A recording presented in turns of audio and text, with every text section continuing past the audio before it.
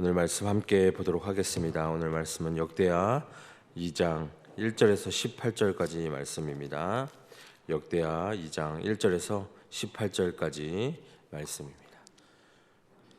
우리 다 찾으셨으면 한 목소리로 함께 봉독하도록 하겠습니다. 시작. 솔로몬이 여호와의 이름을 위하여 성전을 건축하고 자기 왕위를 위하여 궁궐을 결심하니라. 솔로몬이 이에 짐꾼 7만 명과 산에서 돌을 떠날 자 8만 명과 이를 감독할 자 3,600명을 뽑고 솔로몬이 사절을 두루 왕 후람에게 보내어 이르되 당신이 전에 내 아버지 다윗에게 백항목을 보내어 그가 거주하실 궁궐을 건축하게 한 것 같이 내게도 그리하소서. 이제 내가 나의 하나님 여호와의 이름을 위하여 성전을 건축하여 구별하여 드리고 주 앞에 재료를 사르며 항상 떡을 차려 놓으며 안식일과 초월과 우리 하나님 여호와의 절기에 아침 저녁으로 번제를 드리려 하오니 이는 이스라엘의 영원한 규례이니라. 내가 건축하고자 하는 성전은 크니 우리 하나님은 모든 신들보다 크심이라. 누가 등이 하나님을 위하여 성전을 건축하리요. 하늘과 하늘의 들을 하늘이라도 주를 용납하지 못하겠거든. 내가 누구이기에 어찌 등이 그를 위하여 성전을 건축하리요. 그 앞에 분향하려 할 따름이니이다. 이제 청하건대 당신은 금, 은, 동, 철로 제조하며 자색, 홍색, 청색 실로 직조하며 또 아로색일 줄 아는 재주 있는 사람 하나를 내게 보내어 내 아버지 다윗이 유다와 예루살렘 준비한 나의 재주 있는 사람들과 함께 일하게 하고 또 레바논에서 백항목과 잣나무와 백단목을 내게 보내소서. 내가 알거니와 당신의 종은 레바논에서 벌목을 자라나니 내 종들이 당신의 종들을 도울지라. 이와 같이 나를 위하여 제목을 많이 준비하게 하소서. 내가 건축하려 하는 성전은 크고 화려할 것이니이다. 내가 당신의 벌목하는 종들에게 찐 밀 2만 고로와 보리 2만 고로와 포도주 2만 밭과 기름 2만 밭을 주리이다 하였더라. 두로 왕 후람이 솔로몬에게 답장하여 이르되 여호와께서 자기 백성을 사랑하심으로 당신을 세워 그들의 왕을 삼으셨도다. 후람이 또 이르되 천지를 지으신 이스라엘의 하나님 여호와는 송축을 받으실 줄다. 다윗 왕에게 지혜로운 아들을 주시고 명철과 총명을 주시사 능히 여호와를 위하여 성전을 건축하고 자기 왕위를 위하여 궁궐을 건축하게 하시도다. 내가 이제 재주 있고 총명한 사람을 보내오니 전에 내 아버지 후람에게 속하였던 자라. 이 사람은 단의 여자들 중 한 여인의 아들이요 그의 아버지는 두로 사람이라. 능히 금, 은, 동, 철과 돌과 나무와 자색, 청색, 홍색 실과 가는 배로 일을 잘하며 또 모든 아로새기는 일에 익숙하고 모든 기묘한 양식에 능한 자이니 그에게 당신의 재주 있는 사람들과 당신의 아버지 내 주 다윗 재주 있는 사람들과 함께 일하게 하소서. 내 주께서 말씀하신 밀과 보리 기름과 포도주는 주의 종들에게 보내소서. 우리가 레바논에서 당신이 쓰실 만큼 벌목하여 때를 엮어 바다에 띄어 욥바로 보내느니 당신의 제목들을 예루살렘으로 올리소서 하였더라. 전에 솔로몬의 아버지 다윗이 이스라엘 땅에 사는 이방 사람들을 조사하였더니 이제 솔로몬이 다시 조사하매 모두 15만 3,600명이라.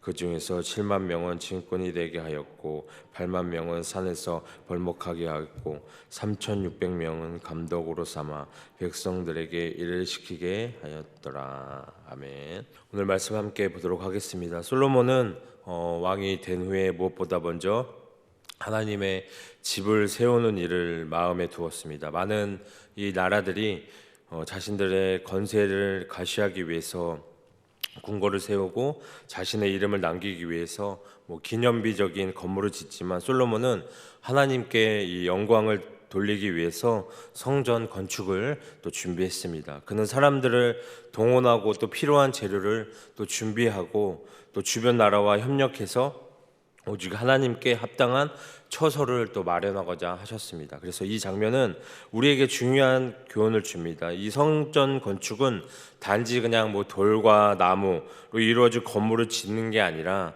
그것은 하나님을 예배할 마음의 이 태도, 하나님께 합당한 삶을 세워가는 헌신의 상징으로 우리는 볼 수 있다는 것입니다. 그래서 오늘 저희들도 성전은 여전히 중요하죠. 비록 우리 눈에 보이는 성전에만 의존하지 않고 우리가 이 예수 그리스도 안에서 성령의 전이 된 삶을 살고 있지만 우리가 여전히 하나님께서 원하시는 것은, 제일 중요한 것은 거룩한 성전으로 준비된 사람이라는 것을 오늘 또 이 말씀을 통해서 잊지 않으셨으면 좋겠습니다. 그래서 오늘 우리는 이 솔로몬이 성전을 준비하는 모습을 통해서 우리의 신앙을 다시 한번 또 돌아보고 우리가 지금 어떤 마음으로 하나님께 예배를 하고 있는가, 그리고 내 삶은 과연 이 주님의 거처로 합당하게 준비되어 있는가를 다시 한번 생각해 보시고, 오늘도 또 하나님의 나라를 우리가 세우기 위해서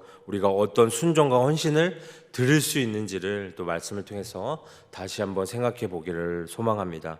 1절과 2절에 보면 이 솔로몬의 왕은 이스라엘의 통치자로서 여호와 하나님을 섬기고자 하는 이 열망, 그리고 자신의 이 왕국을 견고히 하려는 의지를 갖고 있다는 것을 우리가 또 말씀을 통해서 확인할 수 있습니다. 그는 또 하나님의 이름을 높이기 위해서 성전을 건축하기로 결심하고 동시에 그의 통치를 더 확립하고자 궁궐도 건축하려고 했다는 것입니다. 그래서 솔로몬의 신앙과 지혜를 보여주는 중요한 결정이고 이 이스라엘 역사에서 중요한 전환점이 되는 사건으로 우리는 볼 수 있습니다. 그래서 이 솔로몬 왕이 성전을 건축하기 위해서 또 많은 노동자들을 동원한 장면, 그리고 솔로몬은 하나님께 드릴 성전을 세우기 위해서 이 7만 명의 짐꾼, 8명의 석공, 그리고 그들의 일을 감독할 3,600명을 선발을 했습니다. 이는 그 당시 정말 이 막대한 인력과 자원이 필요했던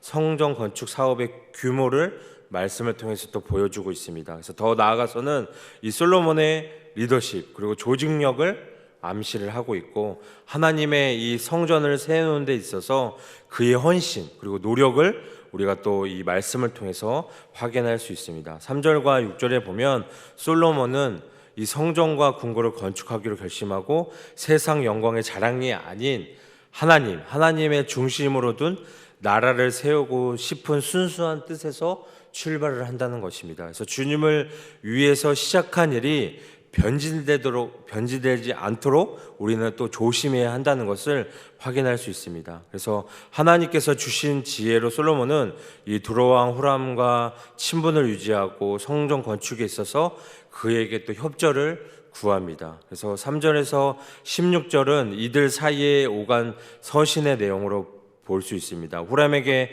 보낸 내용은 성전 건축에 대한 이 솔로몬의 의지, 그리고 건축에 필요한 자재, 인력의 요청으로 우리는 요약된 것을 볼 수 있습니다. 그래서 솔로몬은 이 부친 다윗과 후람의 우호적 관계를 암시하면서 그 관계가 솔로몬과도 지속되기를 청하고 있다는 것입니다. 그래서 다윗이 궁을 건축할 때 후람이 이 백항목을 원조했듯이 솔로몬도 이 성전 공사에 같은 도움이 필요하다고 얘기를 합니다. 그래서 솔로몬은 이 건축을 추진할 것을 밝히면서 이 건축의 목적 그리고 하나님의 크심과 자신의 이 연약함을 고백을 합니다. 그래서 솔로몬에게 성전은 나의 하나님 여호와의 이름을 위한 집이라는 것이죠. 그래서 여기에는 하나님과 솔로몬 사이의 친밀함과 하나님 말씀에 대한 순종이 나타나 있다는 것을 우리는 확인할 수 있습니다. 그래서 성전을 건축하는 목적은 하나님께 구별하여 드리고 그분을 예배하기 위함이라는 것입니다. 그래서 이 일은 이 조속으로 향을 사르는 일, 안식일마다 진설병을 준비하고 진설하는 일, 그리고 안식일이나 매달 1일이나 절기에 조속으로 번제를 드리는 일을 포함하고 있다는 것입니다. 그래서 하나님께 예배하는 성전은 커야 하는데 이는 그분이 모든 신보다 크신 분이기 때문에 다윗도 성전이 운잔해야 하고 또 온 세상에 하나님 이름과 영광을 떨쳐야 함을 또 표현했다는 것입니다. 그러나 솔로몬은 하나님의 크심, 그런 하나님의 집을 짓는 일에 대한 생각에 압도되었고, 하늘들의 하늘이라도 하나님을 감당할 수 없는데 인간 세상에서 누가 이 일을 할 수 있겠나? 솔로몬은 이런 영광스러운 실행을 하기 위해서 어느 누구도 적합하지 않음을 내비치면서 본인도 하나님께 예배하려는 열망으로 시작한 것일 뿐 이 일을 하기에는 부족함 그리고 겸손함을 고백하고 있다는 것입니다. 7절과 또 9절의 말씀을 보면 정말 갖가지 광물을 제조하고 천을 다룰 줄 알고 조각에 능한 장인 하나만 보내달라고 합니다. 기능공 한 사람을 보내주면 이스라엘에서 준비한 사람들과 협력해서 조건을 또 내세웁니다. 그래서 이 두로의 사업 전부를 내맡는 것이 아니라 협력해서 더불어 기술을 이전받기를 요청하고 있다는 것이죠. 그래서 실리적이고 적극적인 조건을 내세웁니다. 더욱 이 백항목, 잣나무, 백당목을 벌목할 때도 준비한 일꾼을 보내겠다고 이야기를 합니다. 함께 재료를 또 선별하고 준비하는데 적극적으로 동참을 합니다. 그리고 이렇게 열정적으로 동참하는 이유 역시 크고 화려한 성전을 짓기 위한 것임을 또 알리고 있다는 것이죠. 이처럼 솔로몬은 필요에 대해서 겸손하고 구체적으로 전달을 하고 그리고 조건은 명확히 또 제시를 하고 있습니다. 그래서 이 솔로몬의 슬기로운 요구는 이 모든 공동체에게도 지혜롭게 현실적인 역량을 또 파악을 하고 적극적으로 필요를 구하고 동참하려는 동료가 되었을 것이라는 것이죠. 그래서 단 이 겸손한 태도를 유지할 것을 또 알려주고 있습니다. 그래서 이 성전인 우리도 우리를 바로 세우는데 이웃과 친밀한 관계를 또 유지를 하고 겸손한 태도로 관계를 맺고 있는지를 또 이 말씀을 통해서 우리가 다시 한번 또 깨닫기를 소망합니다. 그래서 하나님의 거룩한 집으로 빚어감에 있어서 우리가 뭐 이렇게 하면서 뭐 소극적인 태도나 이런 모든 태도가 아닌 겸손과 적극성으로 우리가 정말 아름다운 협력을 이루어 가면서 함께 나아가기를 또 소망을 합니다. 10절에 보면 합당한 보상과 적절한 대가를 또 제시를 합니다. 솔로몬은 뭐 군림하거나 착취하지 않고 노동의 정직한 값을 지불할 것을 먼저 제안을 하고 약속을 합니다. 하나님을 위하는 성전을 건축하는데 뭐 불의한 방식이나 뭐 폭력적인 방법을 사용하지 않았다는 것입니다. 이 선한 목적이 합당한 선한 방식으로 일을 진행하고 있다는 것입니다. 그래서 정직한 대가를 지불했고 그것도 먼저 선뜻 또 제안을 합니다. 그래서 최고의 하나님께 최선의 것을 정직하게 준비하는 것을 우리가 또 확인할 수 있습니다. 그래서 솔로몬의 준비를 통해 또 우리는 우리 스스로를 하나님의 성전으로 바르게 세우는 방식을 배워야 한다는 것입니다. 지혜는 현실에서 이 주어진 신앙을 구현하게 된다는 것입니다. 그래서 하나님께서 주신 지혜는 솔로몬으로 하여금 그의 사명을 올바르게 또 실현했다는 것을 우리는 확인할 수 있습니다. 그래서 우리도 정말 이것을 생각해서 정말 최고의 하나님께 최선을 것을 드리기 위해서 아름답고 진실하게 준비할 수 있는 마음을 가지기를 소망합니다. 11절과 12절의 말씀을 보면 하나님은 이 하람을 통해서 솔로몬의 하나님을 또 찬양을 합니다. 그래서 하람 왕은 솔로몬을 통해 크고 높으신 하나님을 보았습니다. 솔로몬과 같은 지혜 있는 왕을 주신 하나님을 보고 하나님을 또 찬양을 합니다. 그래서 두로의 이 하람 왕이 솔로몬에게 회신을 보냈고 주께서 그 백성을 사랑하셔서 솔로몬을 왕으로 또 세우시고 그들을 다스리게 하셨다고 또 인정을 합니다. 그래서 하나님이 솔로몬을 사랑하셨고 이 글은 다음과 같이 이어집니다. 하늘의 땅을 만드신 주 이스라엘의 하나님께서는 찬양받으실 분이라고 말씀하고 있습니다. 그래서 하나님은 이 다윗 왕에게 명철과 총명을 고루 갖춘 슬기로운 아들을 또 주셨습니다. 그래서 하나님은 솔로몬에게 주님께 성전을 지어 바치게 했고 또 자신의 왕국을 위해서 궁전을 또 짓게 했습니다. 그래서 우리가 믿음으로 하나님을 높이면 주위 사람들이 우리를 통해 하나님을 보고 또 하나님을 찬양한다는 것입니다. 그래서 우리는 하나님을 높여서 우리를 통해서 하나님을 크고 위대하신 하나님을 찬양해야 한다는 것을 우리가 말씀을 통해서 확인할 수 있습니다. 그리고 13절에서 14절을 보면 이 솔로몬 왕이 성전을 건축할 때 이 하람 왕에게서 도움을 받는 장면이 나옵니다. 이전에 다윗과도 좋은 관계를 유지했고 이번에도 그의 아들 솔로몬을 돕기 위해 기술자들을 또 보냅니다. 특히 언급된 재주 있고 총명한 사람은 훌륭한 이 장인으로서 성전 건축에 필요한 전문 지식을 제공하고 또 하나님의 집을 짓는 데 큰 기여를 한다는 것입니다. 그래서 이는 하나님께 드리는 이 예배 그리고 경배가 얼마나 중요하고 이를 위해 최고의 재능과 자원을 활용하는 것이 필요하다는 메시지를 또 전달하고 있다는 것입니다. 그래서 이 솔로몬 왕이 성전을 건축할 때 그의 전문 기술자들을 소개하는 장면을 또 볼 수 있습니다. 그래서 그는 다양한 재료와 색상의 실을 사용한 섬세한 일부터 조각 등 모든 종류의 정교한 작업에 능숙한, 그리고 솔로몬이 이 뛰어난 기술자가 자신의 전문가들 그리고 그의 다윗 왕 시절에 숙련된 인력과 함께 성전 건축의 일을 맡기도록 또 요청을 합니다. 그래서 이는 성전 건축이 정말 얼마나 중요하고 특별했던지를 보여주는 구절입니다. 그리고 15절과 16절을 보면 이 후람은 이 성전 건축에 필요한 자재를 충분히 공급하겠다고 약속을 합니다. 또는 이를 뗏목에 실어서 바다로 수송해